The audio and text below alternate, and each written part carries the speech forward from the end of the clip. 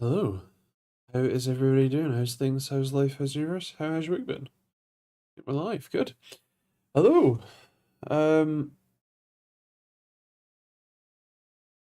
Hello, Ish. How you doing, man? How's things? Essentialist. Chris and Ish are all talking on Discord. Nice. I don't fancy Starlink either. I mean, it's really, really cool if anyone else was running it. Hello, Essentialist. How you doing, man? How's things?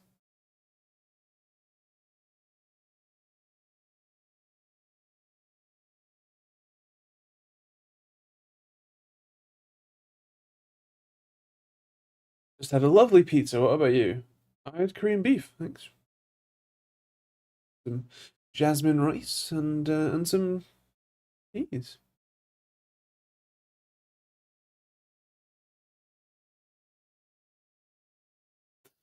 I paid 7 whole euros for my pizza. Nice. I mean, that's not bad for a, I assume, takeaway pizza, but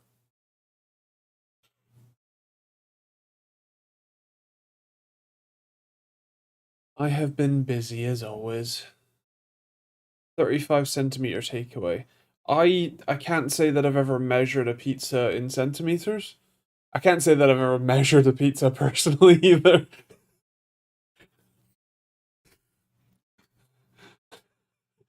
You shorted me an inch. Hello, Simon. How you doing, man? How's things? 14-inch pizza. Honestly, I'm too tired to work out if that's good or not.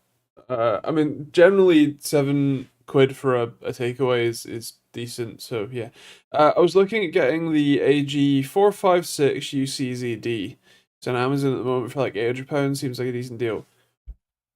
Uh, please hold caller while I check my emails. Uh,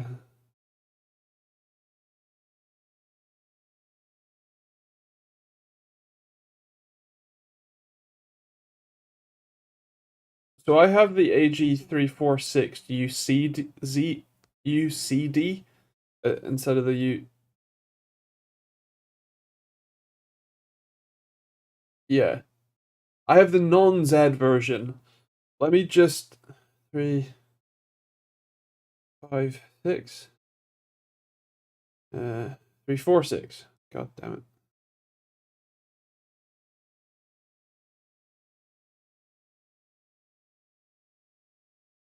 Right. The non-Z version is QD, whereas I think the ZD, ZD, whatever, is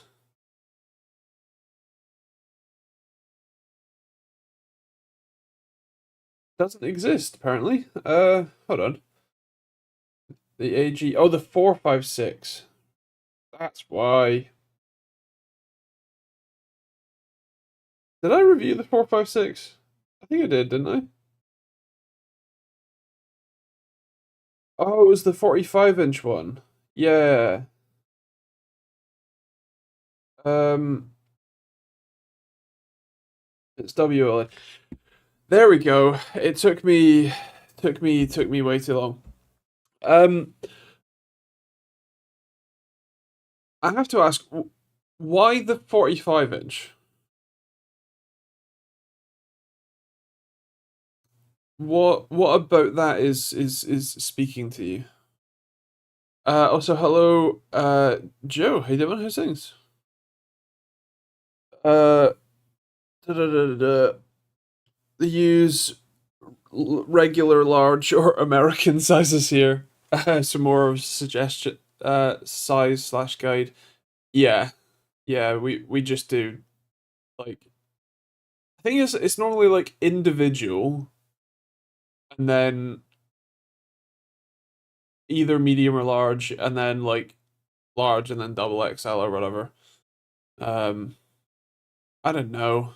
It's pizza. I have a 32-inch Samsung G7 from a couple of years ago at the moment, and I like the size. I just want to go ultra wide. Right, so you like the height of it, but you want to go ultra wide. Okay. I'm pretty sure I reviewed that one, so you can check the review for my thoughts. if you haven't already. Um, but I mean, as long as you understand what you're getting, fair enough. I don't think that there's another 45 inch. I don't think there's a 45-inch QD OLED option yet. Uh, it's a bit of an interesting size and form factor anyway. Um, so it's not like I would say, oh, there's probably going to be a QD one real soon. Just hold off. I I'm, I don't know, but I wouldn't think so for this size and whatnot. Um, yeah.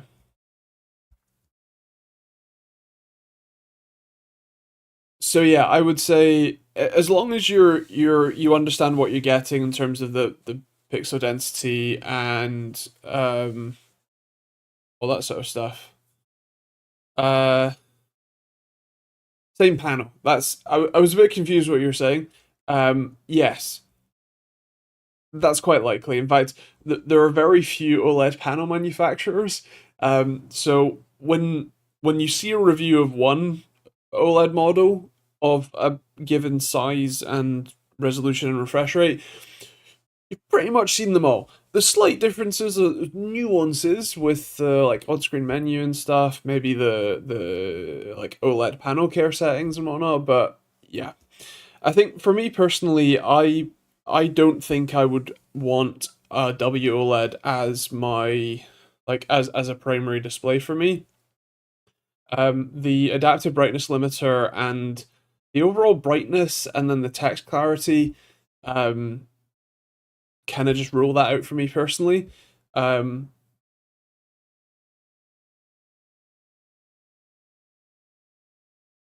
but I can't give you a good suggestion for what else you should get.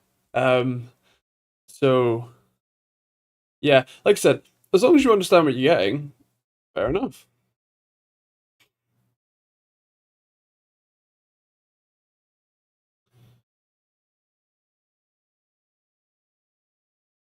Yeah, like I said, I don't think that there's anything else in that like 45-inch ultra wide form factor. Um, so yeah. Currently working on the script for the Y70 Touch original 4K one, and it's an unusual one. Pretty cool though. Was kind of tempted to test the display with OS RCT. Let me hold on. Wait, Y70 Touch. Oh, the case. I mean, that would be a great meme. But anyway, uh, nice. Did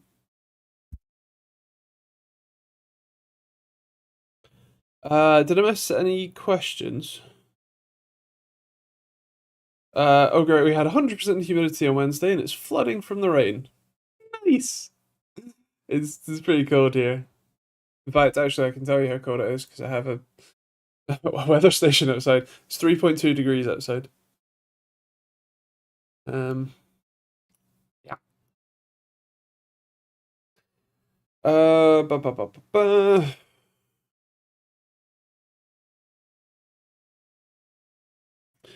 What's the best music streaming service and why is it self-hosted Navidrome? Or drone? Is that an R and an?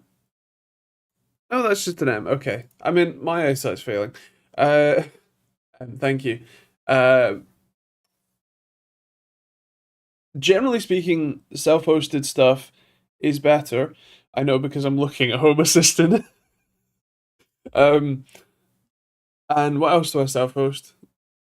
Well, technically, on my website, um, self-hosted cloud storage. I'm still working on that one, but we'll get there. Self-hosted VPNs, top notch. Self-hosted Plex, actually, that's probably the big one. Anyway, point is, it can be great. Definitely can be great. For your, Linux ISOs. Um, well, you see, the thing is that Plex gave me uh, a Plex Pass, like a lifetime Plex Pass. So much like Apple, I'm invested in the ecosystem.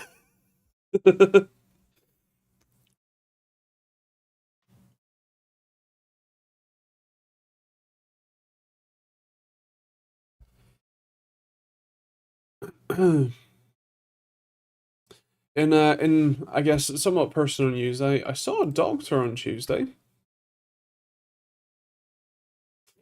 Um, an endocrinologist.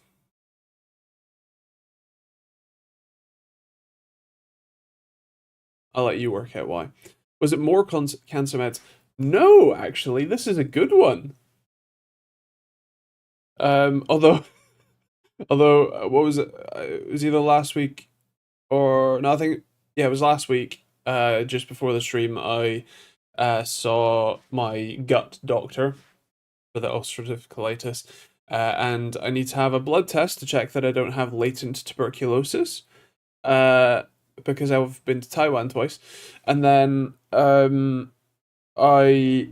will be given 3 sets of infusions, which is they hook you up to a cannula, needle in your arm, and then pump you full of drugs. Um,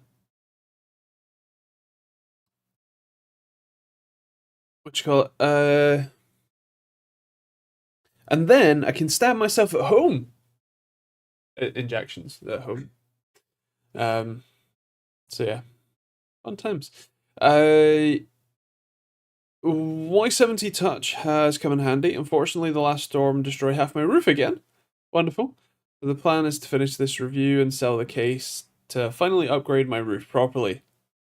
Nice. Um,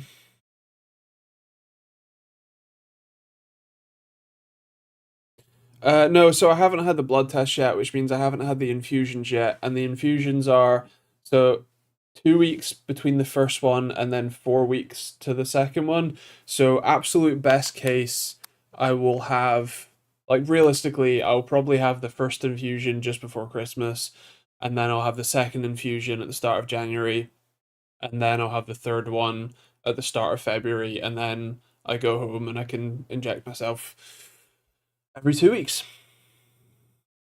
Tuberculosis because there's a single unchecked ailment on the list. uh, yeah, well, it's latent tuberculosis, is it? It's dormant. It could be. Let's face it. I don't have latent tuberculosis, but uh, the on the off chance that I do, the infusions might set it off, and then that's bad. So they'd rather check first and find out. Check first instead of shoot first, and ask questions now instead of later. Um, Less fun. Endocrinologist, like history of things that was in the intestines. No, endocrinologists deal with your hormones. Uh, What's really funny because every time I do go to a new doctor, they say, okay, and do you have any medical conditions? And I just take a deep breath. And I'm like, where do you want me to start? This doesn't work. These don't work. The lungs they don't work. The intestines don't work. All the joints don't work, and my lower back doesn't work. This doesn't work in 3 different diagnosed ways now, or 5 if you count anxiety and depression. But those kind of come and go. But 3 permanent ones.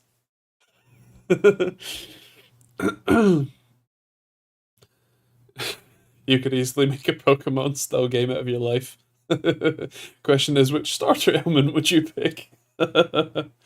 Well, technically, the autism and ADHD were prerequisites. um, as was the lumbar lordosis, which is my back's crooked. Um, oh yeah, 26 degrees and wet today. It's gonna be 29, and yes, it's Australia. Everything's trying to kill you. Beware of the drop bears. Nice. Can't you just use an OBD2 scanner to clear out those codes? God, I wish. Do you know how much easier life would be if you could actually like have, the modules, aka your organs, like tell you what's wrong? Like the way that even modern medicine works is a lot of it is guesswork. Or like, you know, telltale signs. Like a lot of the tests that we have for stuff is not necessarily looking for like the thing in your blood or whatever, but it's looking for the like two steps down of output of like, so if your body's doing this thing, then it produces this, enzyme or whatever, this chemical, and then that chemical gets metabolized into this, and if we find this in your urine or whatever, then we can guess that this happened, like this quantity is there because two steps away you have this thing or whatever. It's just ridiculous. Hello, Jim. An actual tech question. Amazing. Are manufacturer recertified drives okay? Thinking of getting a 12 terabyte drive, but I can't be spending 400 plus euros on it. Well, one, I'm pretty sure I bought a 16 or 18 terabyte drive for like 250 quid. So, uh, 12 should be less than that. And two, um, it's all a bit of a gamble, isn't it? Now, being manufacturer recertified does have some element of more authority to it than just buying it on eBay, right? However, all drives fail. The question is, are you prepared for them to fail? So if buying used means, or manufacturer recertified, means that you can buy two, go for it. Because redundancy is what keeps your data safe. Also, if you're just prepared to lose the data, Hail Mary, why not? Um,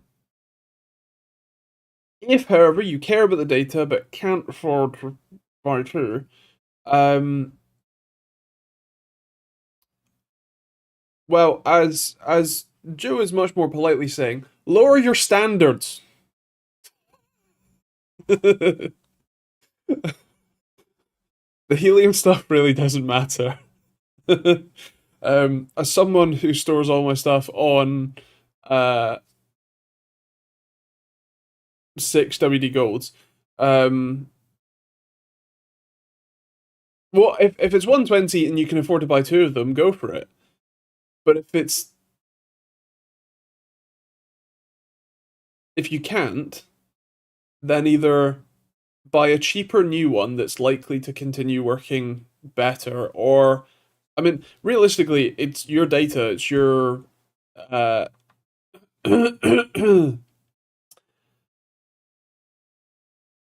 your risk tolerance is what matters. So, um, arguably, a manufacturer recertified drive is likely better than just buying off of eBay. It's probably worse than buying a brand new drive. How much worse? It kind of depends on the usage and what recertification the drive went through, and whatnot. But in the grand scheme of things, I would say if you don't care that much about the data, go for it. And ideally, plan to buy a second one as soon as possible to make it a radar. Um,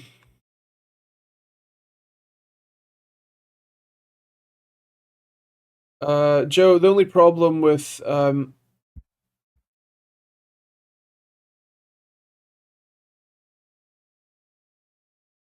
I'm a little hoarse.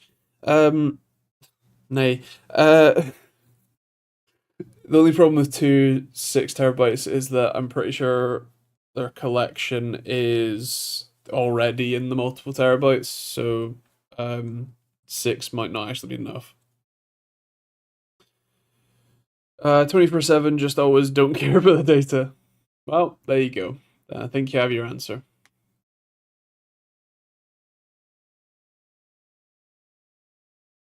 don't think there's enough RAM for all the codes. In fact, the codes that would come up, even designer wouldn't didn't know existed. True.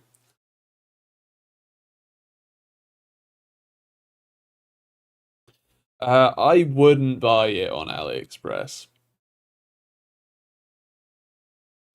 Um, PC. Uh,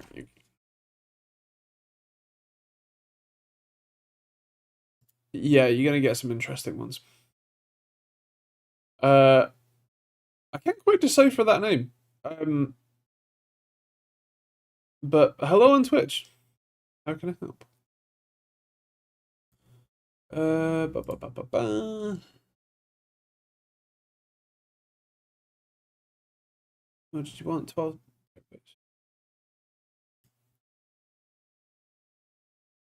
Wait, what's this? Wait, where are you? Netherlands. Netherlands.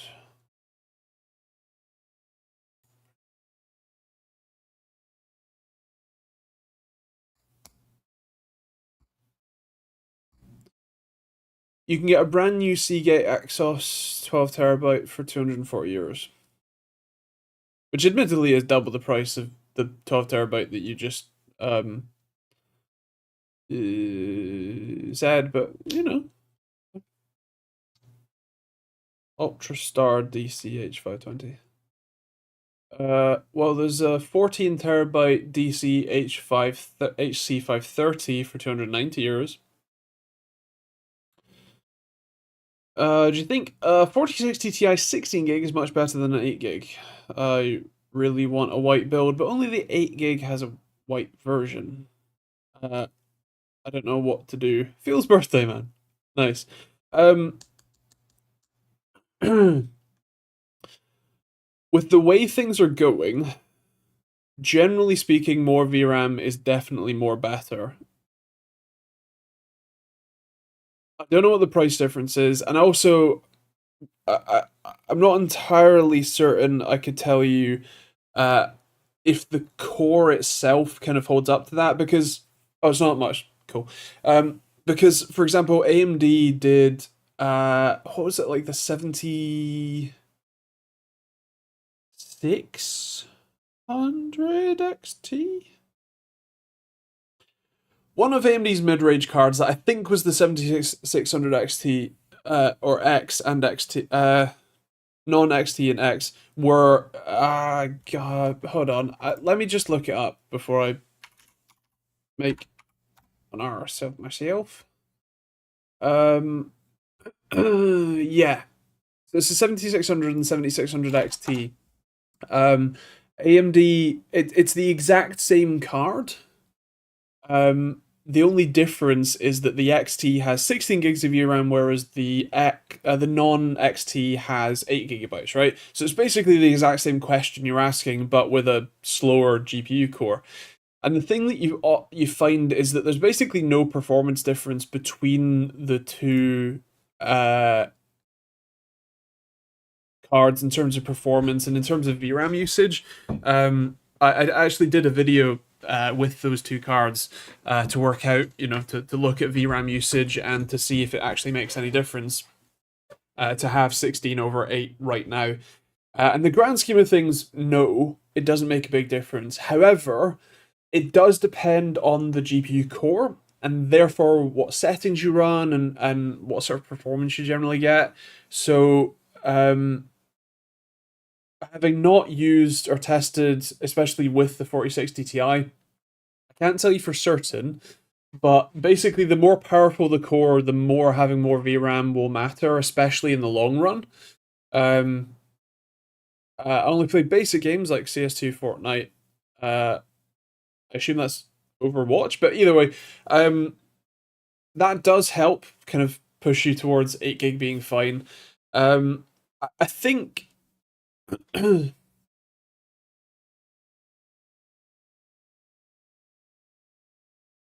right now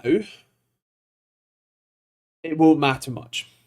Right this second, 8 gigabytes of VRAM is fine enough, especially for a 4060 Ti, right?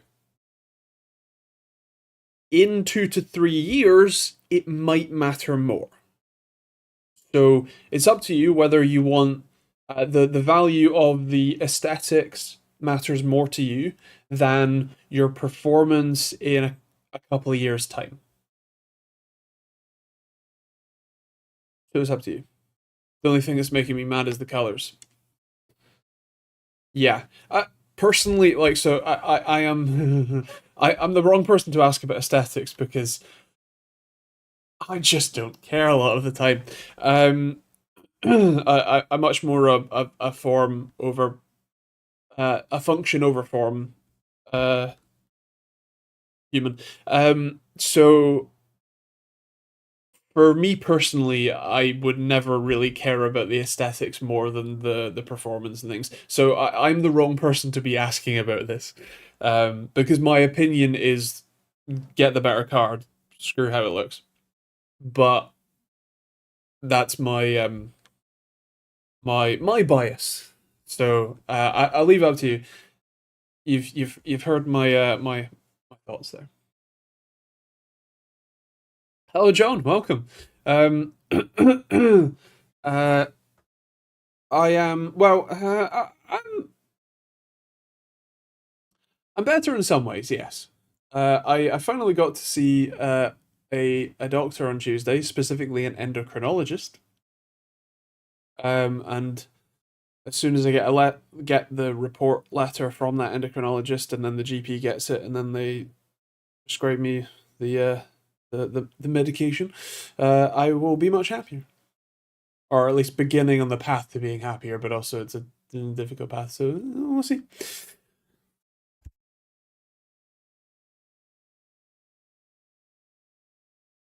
Okay, I'll upgrade my GPU this year to the 4060 Ti, and maybe I'll get a 14600K next year along with the motherboard and RAM. Nice, fair play. Hello, Luca. I have a tech question. Go for it. I like these tech questions. It's so new. We're usually talking about cars or diseases. um, my build right now is a 1050 Ti and an i5 8400. Please don't make fun. I mean, my first actual PC that I played games on was a Pentium 3 with I couldn't tell you what graphics card and chip. I then upgraded to a Pentium 4 and a NVIDIA FX 5400. And then I was using crappy laptops.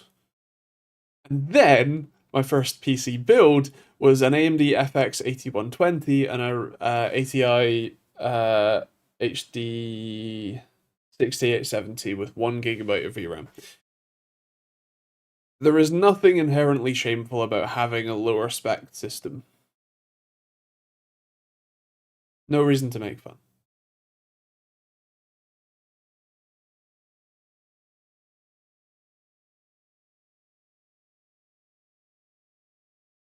This isn't the place where we make fun of your specs. We may rip each other for physical ailments. But we all had to start somewhere. Nothing wrong with lower specs at all. Exactly. I have a 3900X and a B350 DS3H. Looking to upgrade my memory to 128 gig for Unraid. Not sure what kit. There's not much stock that's 3600 and low CAS latency, so now I'm thinking to go ECC. The only problem with getting ECC is that you still have to get unbuffered ECC, which is incredibly expensive. I know I've looked, which is why it's much easier if you're going to do server stuff and you want ECC to get Xeon or whatever, and get registered ECC, which is ridiculously cheap. Like, it's even cheaper than like standard non-ECC unbuffered RAM. So yeah, that's obviously not an option for you. So I think the next best thing is, I mean, realistically, especially for 3900X, 3200's fine.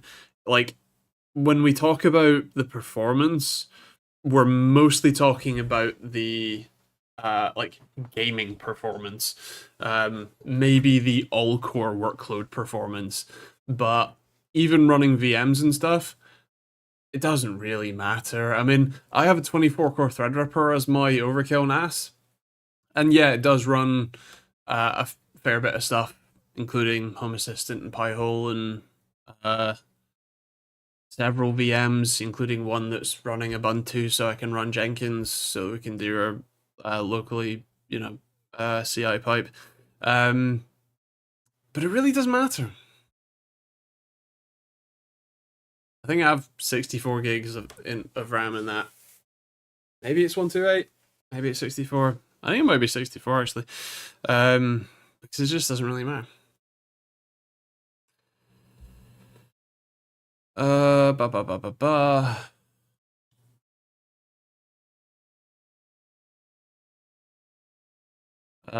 Want to avoid RGB. Understandable.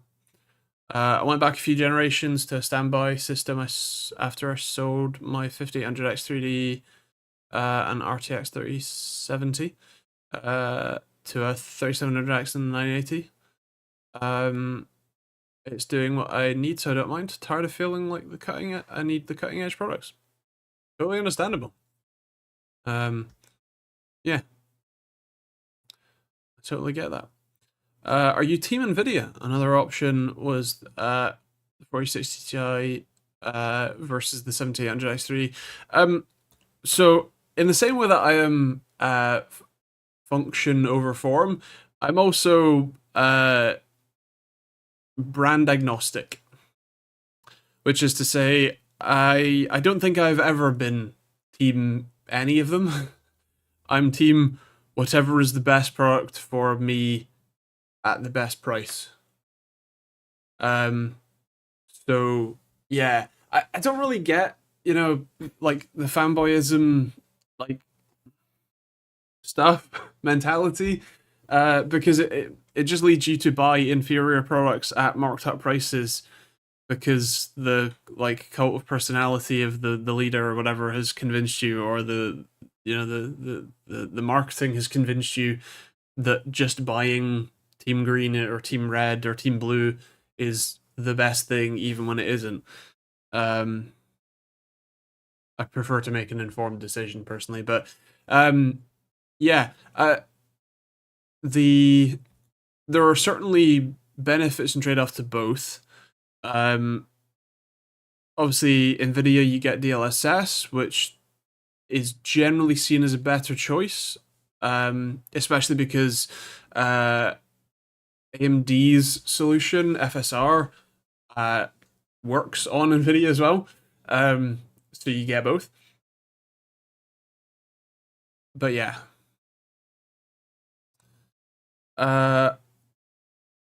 People have told me those two options. If you ask me what GPU does, I wouldn't know. It's the thing that draws your games to the screen. It's the thing that takes your game and turns it into a video signal your monitor can output. The better it is, the faster that will happen.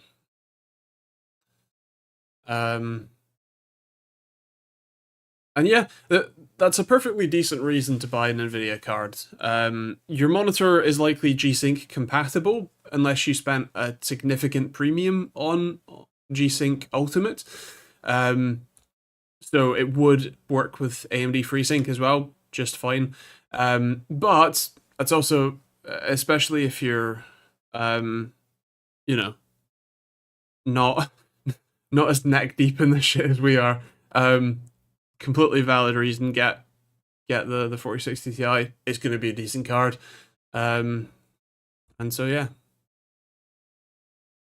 totally fine. There's a lot of pressure to keep up with the latest stuff, but it's not so easy with PC components that are updating so frequently. I'm happy with my 13700 KF and 3080 Ti. Works perfectly for me. I use an 11900K and currently a 3060.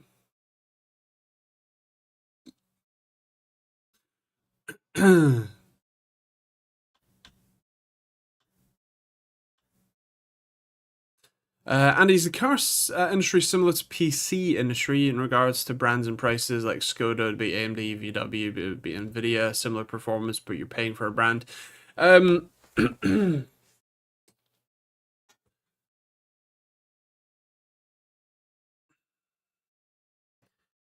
Kind of. The problem with comparing the car industry to the tech industry is that the car industry is way more incestuous. So, for example, the two car companies that you mentioned there, Skoda and VW, are the same company. They're part of VAG, the VW Audi group. What is it? Volkswagen, Audi, technically Porsche, sort of, technically. Um, Ducati, Lamborghini, Skoda, Seat, and then like the sub brands of Seat, which is Cupra, uh, and yeah, all of them and maybe some more that I'm forgetting are all the same company. So, for example, let's go with the Seat Ibiza, I think it was, or the Leon. Fuck me. I think the Leon is the same as a Golf, which is the same as an Audi A3. They're all the same car. The difference is purposeful market segmentation. So, for example, back when VW made the Golf R, which they actually still do, but I don't think Seat make the Leon anymore. A couple of generations ago, let's say Mark 7, Golf, the Golf you could buy with 300 and something horsepower all-wheel drive variant, the Golf R. You could buy the exact same engine in a Skoda, in a Seat Leon, but you could not get it in all-wheel drive, even though it's the exact same chassis tub underneath. It's just slightly different body lines on top. And it's the exact same engine, exact same gearbox even. They just don't put the Haldex drive unit on the back and the axle. You'd have to change the rear floor to do it, to add all-wheel drive in. But it's the exact same car. So that's the problem with trying to compare the PC industry to the car industry, because technically yes, but the car industry has so many monopolies basically, or oligopolies, that it's very difficult to say, well, this one car brand is kind of like Nvidia, and this other car brand is kind of like AMD. But there is definitely a BMW tax and a Mercedes tax and an Audi tax. But also you tend to get better cars for it. Like if you do drive an A3 and a Golf and a Leon and whatever the Fabia, maybe. There is a quality difference. Like generally speaking, an Audi interior is a nicer place to be than a Golf than a VW interior of the same model, right? Like a Passat is an A4, an Audi A4. Getting a Passat versus getting an Audi A4, the A4 will be nicer, not by that much, but there's just little touches, slightly nicer materials, slightly nicer plastic, slightly nicer feel, slightly nicer steering wheels, whatever. And so you do kind of get what you pay for a little bit. I mean, not really, because it's a lot of money, but also, yeah. That was a long rant. So in short, a 4060 Ti 16 gig, a 14600K, a new power supply. I think I need a new one. Motherboard, I have no idea which one, but next year I'll think about it. Fair enough. And some new RAM. That's what I want in my head. I know my CPU will bottleneck a 4060 Ti a lot, but I can't afford it all at once. That won't damage the CPU and GPU, right? Just want to have the best experience. Exactly. Won't damage anything. You won't be unlocking the full performance of that graphics card with that CPU. You still have a much better time with the newer graphics card, for sure. Scania is also VAG. There you go. Even the trucks.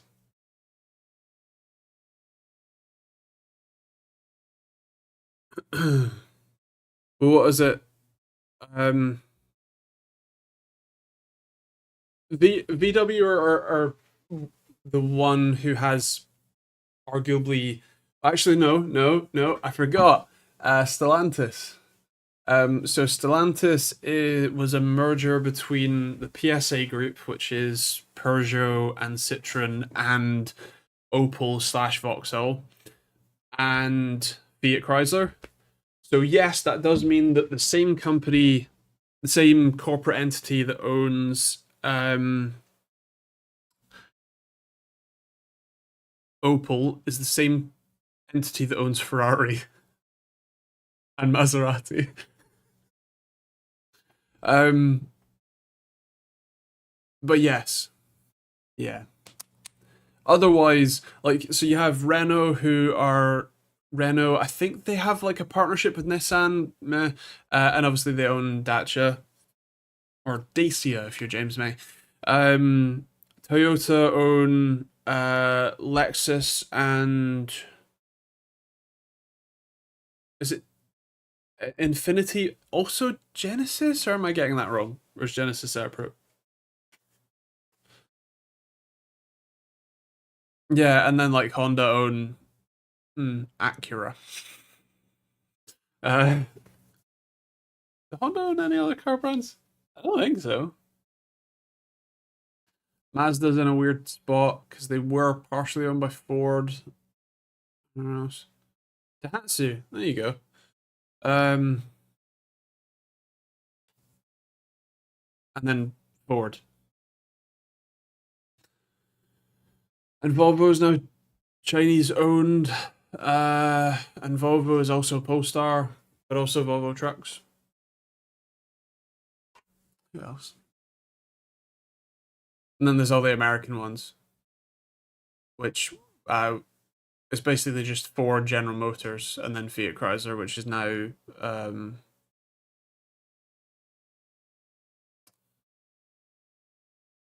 Stellantis. Uh, I didn't know they had Samsung Motors. I forgot about Alpine, and I forgot about Lada. No worries, man. Happy to help. These are every Thursday night at 8 p.m. UK time, so feel free to pop back next week or whenever else if you want some more advice. Happy to help. Lancia is also Stellantis, sadly. Well, they're saying that Lancia's not really made it any cars besides that one Chrysler that was also just a rebadged P500.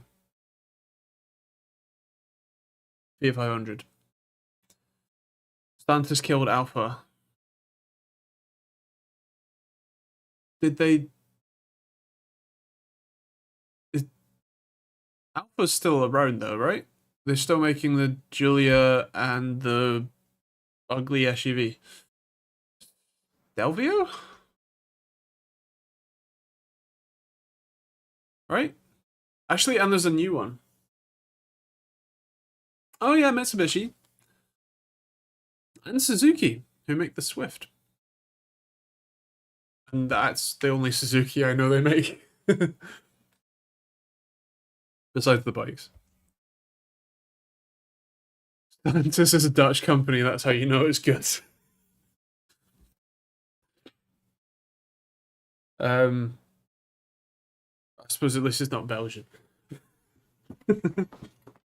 That's a joke about governance, by the way. Um, Unlike you, right?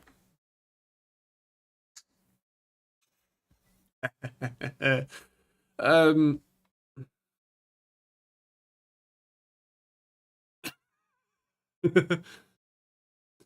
oh, sorry. There's no moderators here that they can't approve that comment. I could never.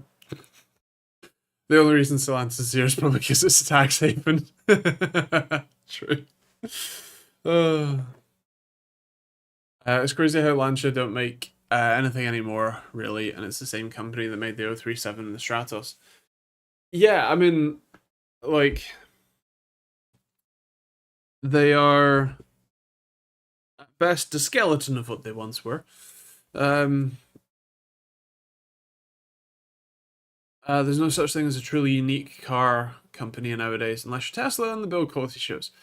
Well, I think that people like Rivian and Lucid would beg to differ. The interesting thing is that actually the introduction of especially battery electric vehicles has meant that because all of the standard like the existing manufacturers were very reluctant to do anything with it, um, it left space for those competitors to come in and at least I think in the American market, because obviously Rivian you can't buy one here, I don't think. And I don't think you can with the Lucid either. Uh, have been able to actually ship cars, which is real impressive, you know, um, and innovate in certain areas as well. Um, Lancia had one car since 2003. Was it the rebadged Chrysler, which was just a inflated Fiat 500?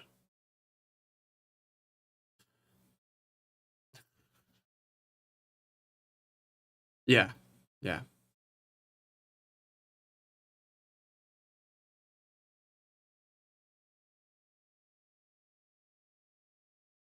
I am actually coming around to hybrids, but only the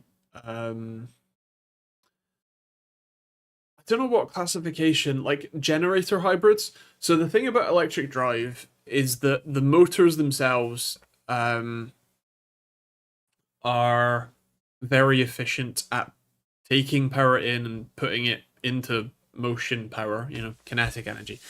Um, they're 80-90% efficient, right? So the real question is what's the power source? How are you getting that power? And a battery is the obvious option, but there are problems with that in terms of cost and in terms of weight and in terms of uh, overall range and especially like the uh, recharging rates. So the thing about having a generator hybrid is that the engine that you have somewhere in the vehicle, up front, at the back, wherever, um, isn't connected to the wheels. It's just running as a generator. The reason that that's better is because internal combustion engines are will have a peak RPM efficiency, and if you can run them at that peak efficiency point, you can get basically as much energy out of them as possible while using as little fuel as possible. But also, it means that the whole platform is essentially energy source agnostic because you're just using a thing to charge the battery. If it becomes the case that a hydrogen fuel cell it becomes better, or a what do you call it, or just larger, more batteries, whatever, that can just be dropped into the platform because who cares about how you're charging the battery? All you care about is that you're charging the much smaller than battery electric vehicle battery. Um, so yeah, coming around to that idea. I really don't like hybrids that it's like an electric motor that assists the engine or whatever. They just suck.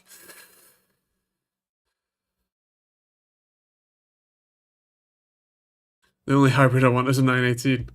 What about a P1? LaFerrari?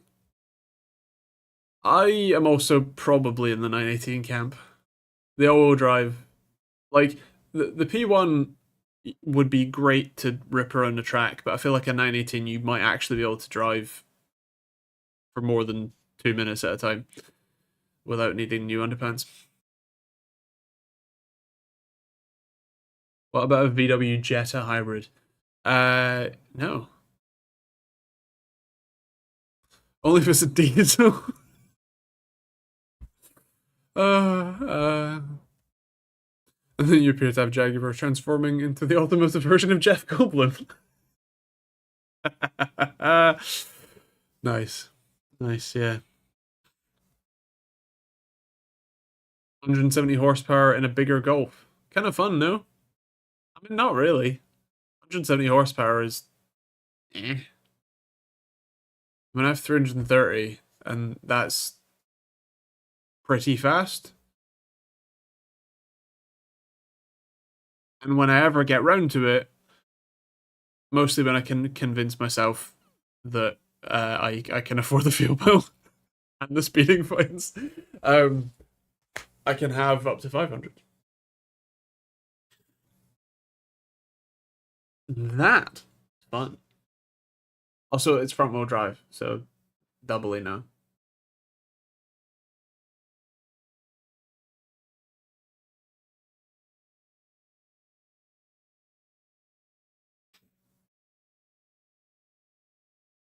Oh, so I spent last weekend fitting TRVs, thermostatic radiator valves, to my radiators because all of the radiators only had the lock shields, like the manual valves on both sides, which is kind of annoying. So we fitted TRVs, thermostatic radiator valves, and then I bought some smart TRVs from AliExpress, and they arrived remarkably quickly. They arrived today, so I've filmed them, set them up. I need to do the automation part of it in Node-RED tonight, and then you'll see a video on them. But they're quite cool. It's basically it's basically putting a motor on your radiator to open and close it with a temperature sensor built in and Zigbee built in. So I can tell it, like, if this room is, let's say my office is too warm, but the living room and kitchen are too cold. Well, I can have the heating turn on, but turn this radiator off so that this room doesn't get any more hot, but those two do. And then that means that the heating can turn off quicker, and that means that I've saved energy, right? And obviously, like overnight, I can turn the downstairs radiators off, all three of them, and only care about the one in our bedroom. And that means that we also save energy while still just heating where we are. And then, we heat up downstairs when it's time to go, and we can turn the one upstairs off during the day. Because who cares about the bedroom when you're not using the bedroom? Um, so yeah, I'm pretty excited to get all that logic sorted. And yeah, it's really cool to have control over stuff like that. Especially when, these radiators are probably 40, 50, 60 years old now. And, being able to harness them, it's pretty cool. Would this work in my 3 radiator apartment? I mean, technically, yeah. The question is, do you already have TRVs, and would it make enough of a difference? And also, do you even pay for your heating bill? Some apartments don't. Some it's shared.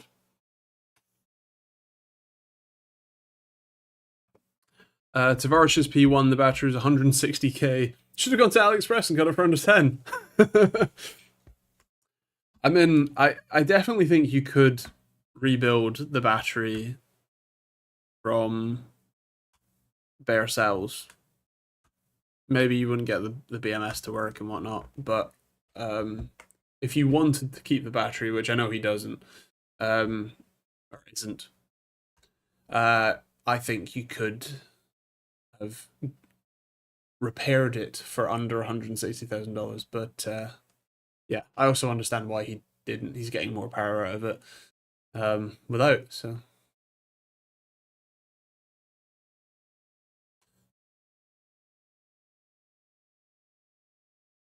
see, the funny thing about YouTube, especially YouTubers who do projects like that, is that you kind of always have to top your last project for people to keep, like, stay interested. Otherwise, people go, "Wow, that last one was insane. This one is, yeah, I've kind of seen this before. Meh." Um, and I don't know how he's going to top that. Like, he bought was essentially just the last generation of the ultimate hypercar for still an awful lot of money. and yeah, and it was like literally fully flooded, man. Like there's videos of it floating away. Um, yeah, don't know how he's going to top that one. See you, Simon. Matt Armstrong needs to do some form of Bugatti soon. That's true. All of the American people all have Bugattis except for Tavares, but he has a P1, so I'm pretty sure that's we'll let him off on that one. um, so yeah,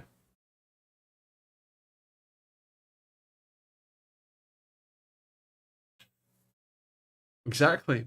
I can't believe Hoovy has one that we shit. Hoovy hasn't said how much he's paid for his yet, has he? Because Ed said it was 1.45 million. I think. I think he was it. The payments were 8 grand a month. Getting ridiculous. An Ionic 9 or Q9 or whatever it's called looks quite interesting. Ginormous 120 kilowatt hour battery, estimating 385 miles for a large 7-seater. Looks the part too. I've not seen that. Let me quickly Ionic 9. I hate SUVs. It looks like an ugly brick to me. Like it looks a bit sort of cybery, whatever, cool, but um, I just couldn't care less about SUVs. I just I hate them so much. Um,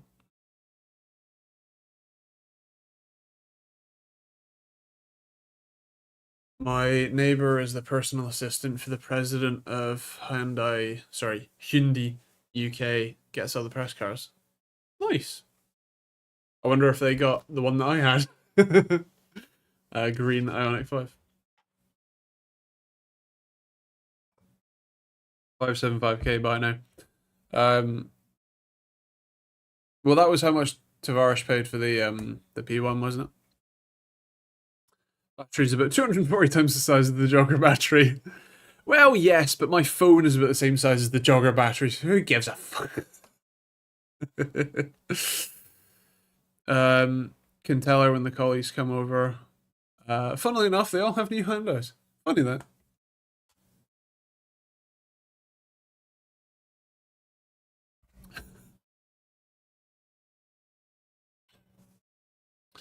Although saying that, I've been insanely impressed with the jogger's battery and range. Some sort of wizardry, I tell you. Fair enough.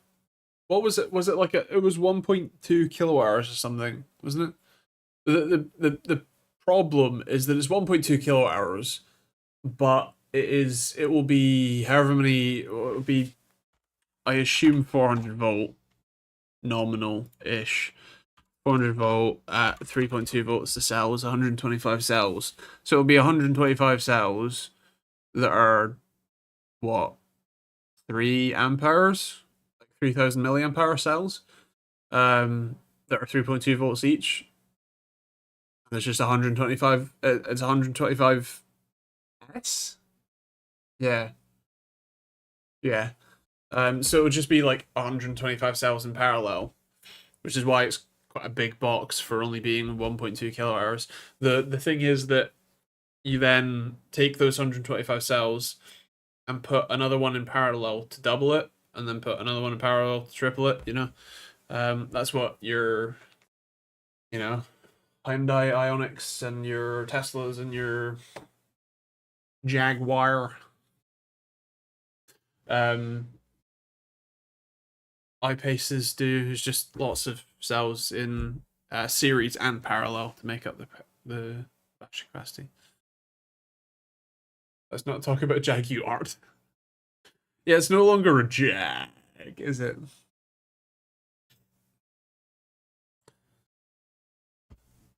Chicago Motor Cars had Hoovy's Veyron listed at 1.7. Hoovy isn't the type to shrewdly negotiate, though. Memory-wise, I think I'm going for Corsair Vengeance LPX 200 C16. Yeah, fair. Sounds good. Yeah, I think they met slap bang in the middle at 1.7.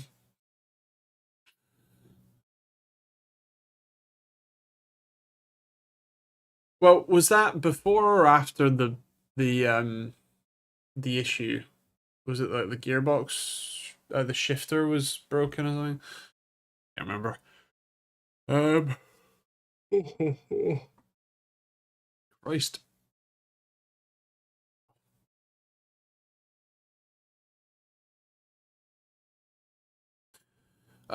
What does kilowatt hour measurement mean? Laptop batteries have higher measurements than some much bigger batteries. So laptops have a maximum of 100 watt hours. So a kilowatt hour is 1000 watt hours, so it'd be 10 laptop batteries. A kilowatt hour is how much power you can draw from the battery in an hour in terms of its capacity. So if it is a uh, like the battery cell in your phone is probably a 4.2 amp hour or something cell. So that means that you can draw 4.2 amps for a full hour before the battery is depleted. Um, Obviously, you don't end up drawing 4.2 amps in 1 hour. So it's your battery's capacity. So, but that is also made up of both voltage times amperage. So if it is a uh 3000, 4000, whatever ampere milliamp hour cell, like a lot of lipo batteries, which I don't think I have one kicking about. No. Um that cell is generally speaking, if it's lithium, it's 3.2 volts nominal. So what you do is you take 3.2 volts and times it by let's say 3 amp hours. So that would be a what, 9 something watt hour battery. Laptops are often 15 to 19 volts, and they might be 3,000 milliamp hours. So you times, or let's say it's 4,000 milliamp hours and it's 20 volts for simple maths. That would be an 80 watt hour battery. You just times 20 by 4. Um, Whereas cars, they generally, especially if they're battery electric vehicles, they're generally either in the 400 volt class or the 800 volt class. 800 volts means more cells in series to add up the voltage, but less in parallel. Although you still draw from all of them, so it doesn't technically it doesn't make a difference between if you have, a 100 amp hour 400 volt battery and a 50 amp hour 800 volt battery. It's the same amount of energy being stored. It just means that the higher the voltage, the lower the current you need to draw out of them. So that changes what cells you can use, changes how thick the wire that comes out of the battery has to be, all that sort of stuff. But yeah, kilowatt hours is the how much power is stored in the battery and how much power you can draw from that battery. So yeah.